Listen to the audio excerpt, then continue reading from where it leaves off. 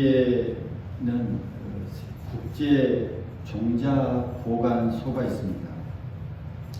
그러니까 21세기 노아의 방주로 불리는 이 국제 종자 저장고가 노르웨이에 있는데, 재난이나 어떤 환경으로 인해서 세계의 종자들이 사라질 것을 대비해서 모든 나라의 그 품종의 종자들, 그 씨들을 보관하는 곳이 바로 이곳입니다.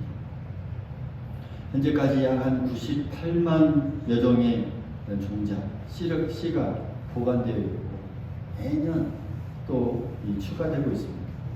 그러니까 사실상 전 세계의 모든 국가가 이 한 종류 이상의 이 종자들을 이곳에 예치하고 있는 것이죠. 이 씨 종자는 이렇게 인류에게 참 중요합니다. 세상의 모든 곡식이나 어떤 채소나 또 열매, 우리의 이 먹거리를 한번 생각해 보십시오. 이 씨가 꼭 있어야 얻을 수 있는 것들입니다. 씨가 없으면 땅에서 나오는 이 모든 것, 어떤 것도 얻을 수 있는 게 없습니다. 그래서 씨는 매우 중요합니다.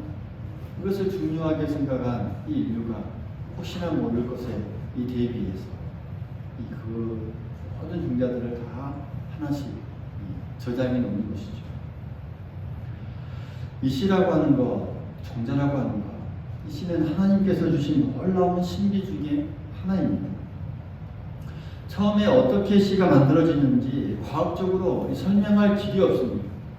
아무리 과학이 발달해도 사람이 이 씨를 만들 수 없습니다.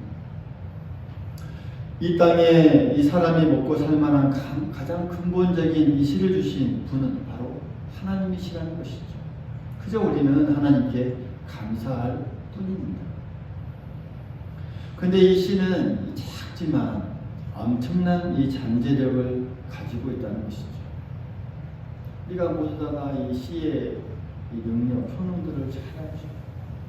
우리가 들이나 밭에나 이 씨를 통해서 많은 작물들을 대비하고 또 농산물들을 우리가 추수하게 되죠. 아주 작은 씨에서 수많은 열매가 맺어지는 것, 얼마나 놀랍습니까? 그저 작고 메말라 보이는 씨에서 엄청난 크기의 나무가 이렇게 만들어지는가 하면 매우 단순하게 보이는 그 씨에서 또 아주 큰 열매들이 맺어지게 되죠. 수박이나 호박 등을 보십시오. 얼마나 큰 열매를 우리가 바라보게 됩니까? 그런데 이 씨가 아무리 좋아져요. 이 씨가 썩으면 썩는다라고 할 때는 그로부터 이 어떤 채소나 열매도 얻을 수 없다라는 사실이죠. 썩은 씨는 아무런 생명력도 없고요. 어떤 힘이나 능력도 기대할 수 없습니다. 씨는 반드시 살아 있어야 그 씨의 생명력을 우리가 얻을 수 있고 또 기대감을 가질 수 있고 우리에게 유익을 줄 수 있습니다. 오늘 하나님께서는 우리에게 말씀합니다. 너희의 거듭난 것이 썩어질 씨로 된 것이 아니요 썩지 아니할 씨로 된 것이다 라고 우리에게 말씀합니다. 그러면서 그 씨가 무엇인지에 대해서 설명하죠. 그 씨는 살아있고 항상 있는 하나님의 말씀이다 라고 우리에게 가르쳐주고 있습니다. 우리가 예수님을 믿고 하나님을 아버지라 부르고 성령님의 은혜로 거듭나게 된 것은 어떤 일시적인 것이나 어떤 유한한 것으로부터 난 것이 아니라는 것이죠. 다시 말하면 없어질 것이나 썩어질 씨로 된 것이 아니라라는 사실입니다. 썩지 아니할 씨인 이 하나님의 말씀으로 된 것이다 라고 우리에게 말씀해 주고 있습니다. 때문에 우리의 이 거듭남 역시 썩어 없어질 것이 아니라는 사실을 우리가 분명하게 믿고 또 기억할 수 있어야 하겠습니다. 이 거듭남이라고 하는 것, 거듭남은 하나님께서 우리에게 주신 이 특별한 은혜입니다. 이 거듭남은 우리의 이 땅의 삶에 이어서 하나님 나라에 들어갈 수 있는 유일한 길이요 또한 방법입니다. 성경은 거듭나지 않으면 하나님 나라를 볼 수 없다라고 우리에게 분명하게 말씀합니다. 진실로 진실로 너희에게 이르노니 사람이 거듭나지 아니하면 하나님의 나라를 볼 수 없느니라. 할렐루야. 이 거듭나는 것은 예수님을 믿음으로써 이 마음이 변화되고 그 변화된 마음으로부터 시작해서 우리의 말과 이 생각과 행동, 우리의 모든 것이 이 변화되는 것, 그것이 바로 거듭났다라는 것, 이것을 말해줍니다.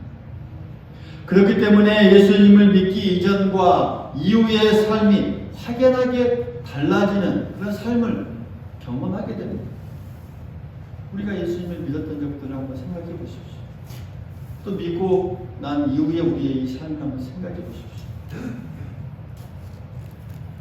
성경에 나타난 거듭난 이 사람들의 경우를 보면 예수님을 믿기 시작하는 때와 또 거듭나는 때가 꼭 일치하지만은 않습니다. 베드로가 예수님의 부르심을 받아 믿고 따랐지만 그때 바로 거듭나지 않았습니다. 예수님께서 잡혀가실 때에 그는 예수님을 저주하며 또 맹세까지 하면서 부인했습니다. 그러니까 모릅니다. 저 사람은 모릅니다. 이런 베드로가 거듭나는 때가 언제입니까? 예수님께서 잡혀가시고 간 후 정말 통회하고 자복하던 그 때에서부터입니다. 그러니까 만약 베드로가 이전에 여전히 그 모습 그대로 거듭나지 않았다면 그는 하나님의 나라를 볼 수 없었을 것입니다. 또한 믿는 때와 거듭나는 때가 일치하는 사람도 있습니다. 바울이죠. 바울은 율법을 따르고 구약에 정통한 사람이었지만 이 땅에 오신 메시아 예수님, 이 하나님의 아들이신 예수님을 받아들이지 않았습니다. 오히려 믿는 사람들을 체포하기 위해 다메섹으로 가던 길에서 부활하신 예수님을 만났고 그때로부터 그의 마음과 말과 행동과 이 모든 삶에 있어서 변화가 되었습니다. 다시 말하면 거듭나게 되었다는 사실이죠.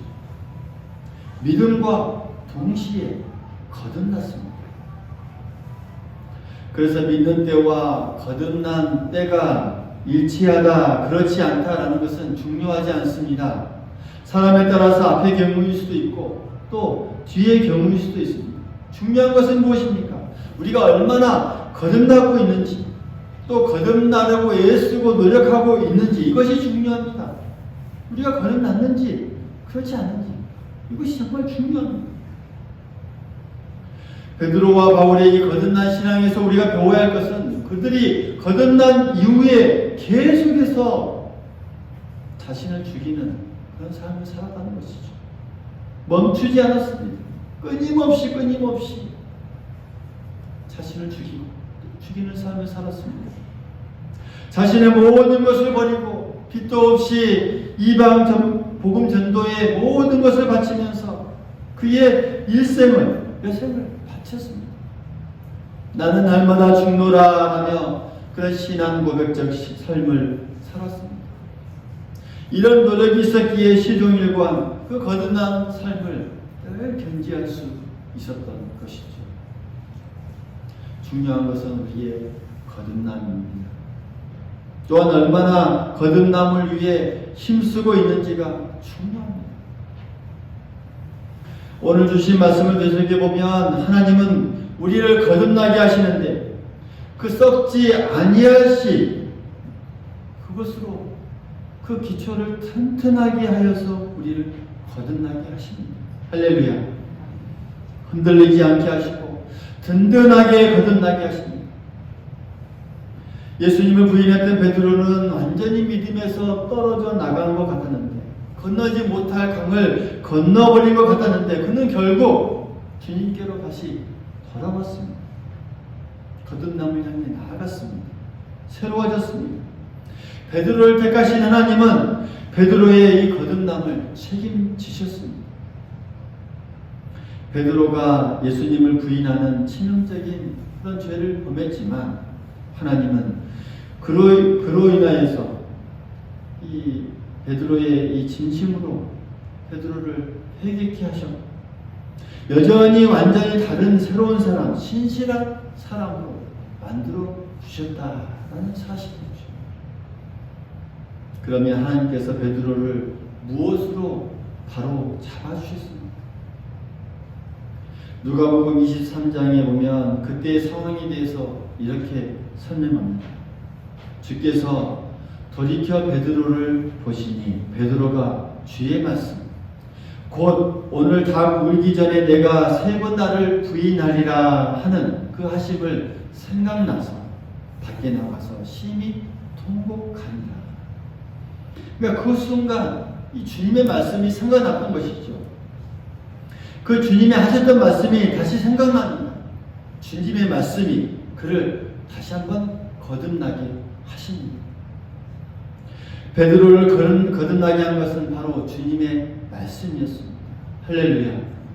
그 주님의 말씀, 다시 말하면 썩지 아니할 씨, 그 하나님의 말씀, 썩지 아니할 씨는 곧 하나님의 말씀입니다. 하나님의 말씀은 능력이 있습니다. 사람의 마음속에 그 자리한 말씀은 결코 없어지거나 사라지지 않습니다. 썩지 않습니다. 살아서 움직이십니다. 그 사람을 변화시키십니다. 우리를 거듭나게 합니다. 무엇이? 바로 말씀입니다. 하나님의 말씀이 그렇게 해주십니다. 이에 관하여서 히브리서 4장 12절과 13절은 우리에게 이렇게 말씀합니다. 하나님의 말씀은 살아있고 활력이 있어 좌우에 나선 어떤 검보다도 예리하여 혼과 영과 및 관절과 골수를 찔러 쪼개기까지 하며 또 마음의 생각과 뜻을 판단하시나니 라고 우리에게 말씀합니다. 우리를 택하신 하나님은 우리가 잘못할 때 그 말씀으로 우리를 바로잡아 주십니다. 우리를 택하신 하나님은 우리가 하나님을 거역하고 또 순종하지 아니할 때 말씀으로 우리를 회개케 하여 주십니다.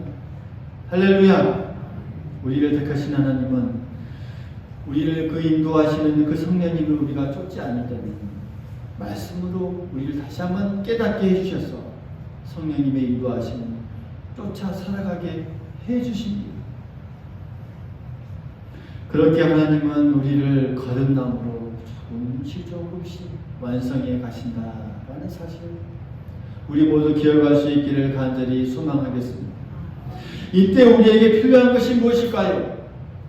우리가 그 하나님의 말씀을 순종하는 것이고 하나님께서 내미시는 그 손을 붙잡는 것입니다.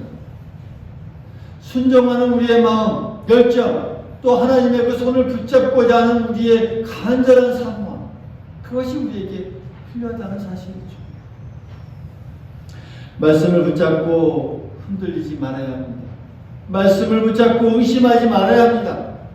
말씀을 붙잡고 확신을 가지고 나아가야 합니다.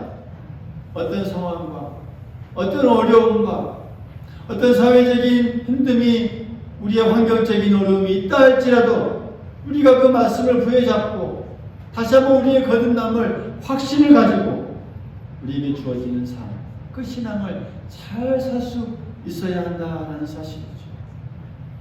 이런 삶을 살아가는 우리 모두가 될 수 있기를 간절히 소망하겠습니다. 이런 삶을 살아가는 우리 모두가 될 수 있기를 간절히 축원합니다. 썩지 아니할 그 씨와 같은 의미로 18절에 또한 이 그리스도의 보배로운 피를 우리에게 말씀해 주고 있습니다. 우리가 예수님을 믿고 나서도 여전히 이전의 헛된 행실을 그대로 가지고 산다면 이것은 믿음의 삶이라 말할 수 없습니다. 이전의 잘못된 삶을 그대로 사는 것이고 곧 거듭나지 못한 삶을 살고 있는 것과 같습니다. 그럼에도 불구하고 우리가 썩지 아니할 씨로 날마다 거듭날 수 있는 이유가 바로 18절의 말씀처럼 그리스도의 보배로운 피 때문입니다. 그리스도의 보배로운 피가 우리를 썩지 아니할 씨로 만들어줍니다. 우리의 모든 죄를 위해 흘리신 그 보배로운 피, 그리스도의 피가 우리를 다시 한번 거듭나게 인도하시고 날마다 새롭게 해주신다는 사실이죠. 그래서 우리의 삶이 나그네의 삶임을 우리가 고백하면서 잠시 그런 이 장차 이 본향인 그 하나님의 나라에 들어가기를 소망하는 사람, 그것이 바로 우리들이고, 우리의 그 나그네의 삶은 곧 하나님을 두려워하는 삶을 살게 됩니다. 왜일까요? 17절에 이 말씀하고 있는 것처럼 하나님은 외모로 보시지 않고 사람의 행위대로 심판하시는 하나님이시기 때문입니다. 그런 사람은 무엇보다도 하나님의 나라에 들어가기 위해서 예수 그리스도의 이 피로 구속함을 받아야 한다는 사실을 그 누구보다도 잘 압니다. 또한 썩지 아니할 시 하나님의 말씀으로 거듭나야 한다는 사실 또한 잘 압니다. 그렇게 구속함을 받고 거듭나기 위하여서 우리가 해야 할 일이 무엇일까? 우리가 가슴속 깊이, 마음속 깊이 새겨야 할 부분이 무엇일까? 22절을 우리에게 이렇게 잘 말씀해 주고 있죠. 22절의 말씀을 우리 같이 한번 읽어보겠습니다. 22절의 말씀입니다. 시작. 너희가 진리를 순종함으로 너희 영혼을 깨끗하게 하여 거짓 진리를 하나님의 다시 한번 읽어봅니다. 너희가 진리를 순종함으로 너희 영혼을 깨끗하게 하여 거짓이 없이 형제를 사랑하기에 이르렀나으니 마음으로 뜨겁게 서로 사랑하라. 이 말씀에서 하나님은 교회 공동체에 속해 있는 우리들에게 다시 한번 뜨겁게 사랑할 것을 말씀하고 있습니다. 마음으로 뜨겁게 서로 사랑하라. 지난주 말씀을 기억하십니까? 지난주의 말씀도 이와 비슷한 말씀이 내용이 나왔죠. 베드로전서 4장에 우리에게 말씀해 주셨죠. 무엇보다도 뜨겁게 사랑하라. 사랑은 허다한 죄를 덮느니라. 다시 한번 반복해 주고 있는 말씀입니다. 그런데 이 사랑이 어디에서부터 비롯되는 것일까요? 어디에서부터 생겨나게 됩니까? 22절의 말씀에 의하면 우리가 진리를 순종할 때 우리의 영혼이 깨끗하게 되고 그때 바로 거짓 없이 형제를 사랑하기에 이를 수 있다는 말씀이죠. 진리를 순종한다는 것은 진리 곧 말씀에 순종할 때입니다. 우리가 이 하나님의 말씀을 순종할 때 다시 한번 우리의 영혼이 깨끗해집니다. 그로부터 우리는 이 거짓이 없이 형제를 사랑하는 데 이룰 수 있는 우리의 믿음, 우리의 마음이 된다는 사실이죠. 바로 거기에서부터 시작점은 말씀에 순종하는 데서부터 시작됩니다. 그러므로 이 사랑은 진리, 곧 썩지 아니하는 그 하나님의 말씀에 순종할 때 가능합니다. 할렐루야. 사랑의 시작은 이 하나님의 말씀에 순종하는 데서부터 시작된다라는 사실, 우리 모두 기억할 수 있기를 간절히 소망하겠습니다. 우리는 이 믿음, 소망, 이 사랑의 이 기독교의 이 대명제를 잘 합니다. 어떻게 보면 신앙의 대명제이죠. 가장 중요한 부분이죠. 믿음과 소망과 이 사랑. 근데 이 21절에 보면 믿음과 소망이 나옵니다. 너희 믿음과 소망이 하나님께 있게 하십니다. 다시 말씀드리면 믿음과 소망의 목표점이 어디입니까? 믿음과 소망에 이 지향하는 곳이 어디입니까? 하나님입니다. 따라해 보십시오. 하나님입니다. 그리고 22절에 보면 이 사랑의 목표점이요 지향하는 곳이 어디까지로 말씀하고 있습니까? 바로 이 땅에 같이 믿음 생활하는 성도들입니다. 그러니까 거짓 없이 형제를 사랑하기에 이르렀으니 그 목표점에 대해서 형제를 사랑하는 것. 물론 여기에서 하나님을 사랑하는 것은 당연한 전제로 말씀하고 있죠. 그러니까 이 땅을 살아가는 우리에게 이 사랑의 목표점, 이 지향점은 하나님을 믿는, 또 하나님을 믿고 신앙 공동체 속에서 같이 신앙생활하는 성도들, 우리 모든 교우들을 말씀하고 있습니다. 우리 앞에 있는 성도들 한번 보십시오. 사랑합니다. 한번 고백합니다. 사랑합니다. 사랑합니다.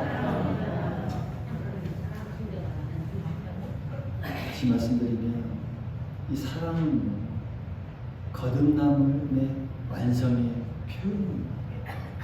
우리가 거듭났다는 거 무엇으로 알 수 있습니까? 형제를 거짓없이 사랑할 때, 우리 성도들을, 교우들을, 이웃을 거짓없이 우리가 사랑으로, 진정으로 사랑할 때, 그때 우리가 거듭났다는 것을 알 수 있습니다. 이렇게 해서 우리의 믿음과 소망과 사랑이 완성되는 것이죠. 그 거듭남의 완성, 그것이 바로 사랑에서 시작된다는 사실, 우리 모두 기억할 수 있기를 간절히 소망하겠습니다. 오늘 말씀을 정리하면 이렇습니다. 우리는 예수님을 믿음으로 거듭난 사람들입니다. 할렐루야. 우리는 예수 그리스도의 피로 구속함을 받은 사람들입니다. 그런 우리가 진정으로 거듭났고 구속받았는지 확인할 수 있는 것이 있습니다. 그것은 우리가 썩지 아니하신 그 하나님의 말씀, 다시 말하면 그 진리에 순종하고 있는가 그렇지 않는가 라는 그런 여부이죠. 우리 자신들 한번 곰곰이 생각해 보시기 바라겠습니다. 그리고 진리에 순종하는, 그 말씀에 순종하는 첫 번째가 무엇입니까? 하나님께서 가장 중요하게 생각하시는 것이 무엇일까요? 바로 우리가 서로 사랑하는 것입니다. 거짓 없이 형제를 사랑하는 것, 사랑하는 데 이르는 것, 거기까지입니다. 우리에게 썩지 아니하신 하나님의 말씀으로 시작되는 그런 이 거듭남, 전적으로 하나님의 은혜입니다. 하지만 하나님께서 주시는 그 은혜 가운데 우리가 해야 할 최소한의 것, 그것은 바로 서로 사랑하는 것이라는 사실, 우리가 늘 기억해야 하겠습니다. 우리가 서로 사랑하면 그로써 우리가 거듭났다는 것을 우리 스스로 확인할 수 있습니다. 우리가 서로 사랑하면 그로써 우리가 예수 그리스도의 피로 구속받았다는 것을 우리 스스로 증명하는 것이 됩니다. 할렐루야. 그래서 사랑은 곧 거듭남의 증거라는 사실, 우리가 그 사실을 기억하면서 우리가 이 땅을 힘있게 살아갈 때 하나님께서 그런 우리에게 이렇게 말씀해 주십니다. 너는 거듭난 사람이다. 너는 그리스도의 피로 구속받은 사람임이 분명하다라고 우리를 인정해 주시고 받아주십니다. 우리에게 그 썩지 아니하시 살아서 움직이는 그 하나님의 말씀이 있기 때문에, 하나님의 말씀을 순종하고 있는 그 증거를 하나님께 보여줄 수 있기 때문입니다.